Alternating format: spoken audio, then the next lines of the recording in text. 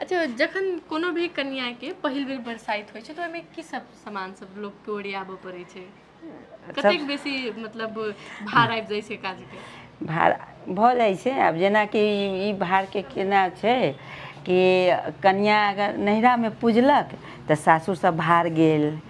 आ ससुरा में पूजलक तऽ नैहरा से आयल तऽ एहिमे जे छै से बट सावित्री के पूजा बड़क गाछ के पूजा होइ छै सावित्री सत्यवान के जे छै कथा जे छै तैसे होइ छै तऽ ओहिमे अपना सबके जे होइ छै से कन्या बर बनल नैहरो तरफ से रहल बर तरफ से कन्या अपन नया साड़ी सब पहिर कर नया सोलहो श्रृंगार केलक कन्या सब अथी कर एकटा पहिल वर्ष में रहे छै तऽ बोहनी रहे छै बोहनी में बर बनल रहे छै गौर गढ़ल जाइ छै एक दिन पहिने बट सावित्री पूजा से पहिने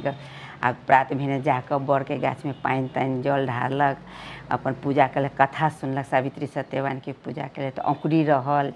चना के मूँग के औंकुरी फल फूल मिठाई सब जाकर बर्तन में गौर पूजलथि एना कऽ होइ छै आ आबि कऽ तकर बाद घर में खीर पूरी सब बनल रहल तऽ 11टा 15टा जतेटा अहिबाती रहल सब गोटे सब मने वएह केलथि अनूने खेलथि एना कऽ बरसाइत